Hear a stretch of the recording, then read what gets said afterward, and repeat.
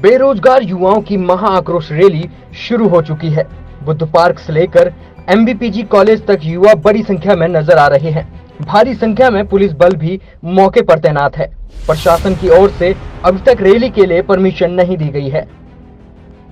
22 साल की इस राजनीति में राजनेताओं ने पहाड़ की तरक्की के तमाम दावे किए, लेकिन सच्चाई यही है कि आज उत्तराखंड घोटालों का प्रदेश बनकर रह गया है।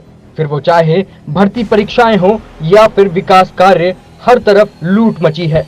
यही वजह है कि इन दिनों राज्य भर में युवा सड़कों पर उतरे हैं और राज्य निर्माण में अहम योगदान देने वाले आंदोलनकारी यही सवाल पूछ रहे हैं कि क्या इसी दिन के लिए पहाड़ के लोगों ने शहादत दी थी। कुछ इन्हीं सवालों के साथ आज हल्द्वानी के बुद्ध पार्क में विभिन्न संगठनों के लोगों ने जन हुंकार सभा का आयोजन किया। इस दौरान प्रदर्शनकारियों ने भर्ती परीक्षाओं में व्याप्त भ्रष्टाचार की सीबीआई जांच कराने की मांग की है।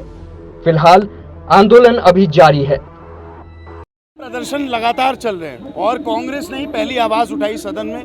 कांग्रेस ने ही सड़क पे इसको आगे एक पुश दिया और जिस तरीके से लगातार एक के बाद एक भ्रष्टाचारी पकड़े जा रहे हैं, जो बड़ी मछली है उसको पकड़ने के लिए हमारी मांग है कि जो सिटिंग जज है उनकी निगरानी में सीबीआई जांच करे और अनावृत करे। जितना भी कोई भी भ्रष्टाचारी हो, कितने भी बड़े पद पर हो, उसकी गिरफ्तारी अनिवार्यता है आज के प्रदेश में। इन युवाओं को अगर इनके हक की लड़ाई में हमें जिताना है। देखिए, प्रशासन तो सीधे सीधे सत्ता की जो बात को नीचे तक पहुंचाते हुए जबरन वो चाहता है कि रैली ना हो, और सरकार इस समय चाहती है कि उनका कोई भी विरोध ना करे। लेकिन सरकार बिल्कुल गलत ट्रैक पर है। उसने युवाओं के भविष्य के साथ खिलवाड़ करने का काम किया है। हमारे जो योग्य बेरोजगार युवा हैं इस प्रदेश के, उनके साथ भेदभाव हुआ है। सरकार ने पेपर लीक करा करके और तमाम तरीके से अपने चहितों को नौकरी देने का काम किया है और हम इसका शुरू से विरोध कर रहे हैं। और कांग्रेस पार्टी का विरोध का कारण है, बेरोजगारों का विरोध का कारण है कि सरकार इसकी जांच करा रही है। लेकिन सारी तस्वीर तब साफ होगी जब इन तमाम भर्तियों की सीबीआई जांच होगी और जिन बड़ी मछलियों को, जिन मगरमच्छों को सरकार के लोग बचाने का काम कर रहे हैं, जब वो भी सलाखों से पीछे होंगी, तभी हमारे उत्तराखंड के बेरोजगार युवाओं के साथ न्याय होगा। उत्तराखंड राज्य 9 नवंबर 2000 को उत्तराखंड राज्य बना।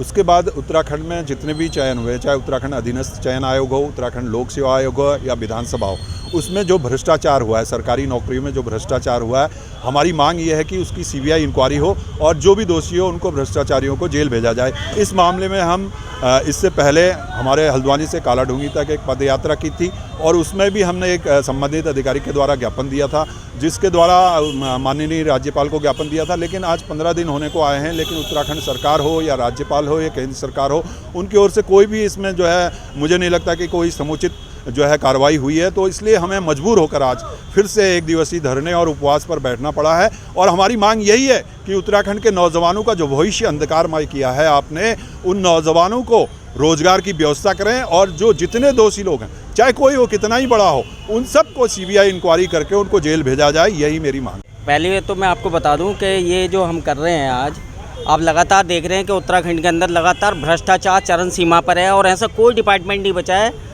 कि जिसमें भ्रष्टाचार ना हो। उत्तराखंड के अंदर कोई भी डिपार्टमेंट ऐसा नहीं बचा जहाँ भ्रष्टाचार ना हो। और ये कोई राजनीतिक संगठन के द्वारा नहीं हो रहा है। वैसे हम राजनीतिक से जुड़े हैं, मगर इसलिए हमने इसका जनहुंकार रखा है ताकि इसमें हर कोई व्यक्ति अपनी सहयोग कर सके और इसमें आकर अपने बढ़ चढ़ कर हिस्सा ले सके उत्तराखंड को भ्रष्टाचार मुक्त कराने के लिए। इसलिए ये जनहुंकार से हम के बैनर तले ये कार्यक्रम कर रहे हैं और हम पब्लिक से भी अनुरोध करते हैं, क्योंकि कोई भी आंदोलन और कोई भी किसी भी सरकार को या किसी भी प्रशासन को जब भी उखाड़ा के फेंका जा सकता है जब पब्लिक सपोर्ट हो। और हम इसलिए पब्लिक से सपोर्ट करते हैं कि बिना गैर राजनीतिक उसके बैनर के एक जन आंदोलन किया जाए, सब मिलजुल के करें और उत्तराखंड से पूरे भ्रष्टाचार को उखाड़ के फेंकें और भ्रष्टाचार सरकार को भी उखाड़ के फेंकें। क्योंकि इससे पहले कांग्रेस ने भ्रष्टाचार किया था और अब इस सरकार ने भी लगातार भ्रष्टाचार बढ़ चढ़ के हो रहा है और शासन प्रशासन में। और मैं आपको बता दूं, डिपार्टमेंटों में तो हिटलरशाही चल रही है, बिल्कुल हिटलरशाही। बीजेपी सरकार में ना तो शासन प्रशासन का कोई अधिकारी सुनता है, वो सिर्फ हिटलरशाही के अलावा कुछ नहीं देखते।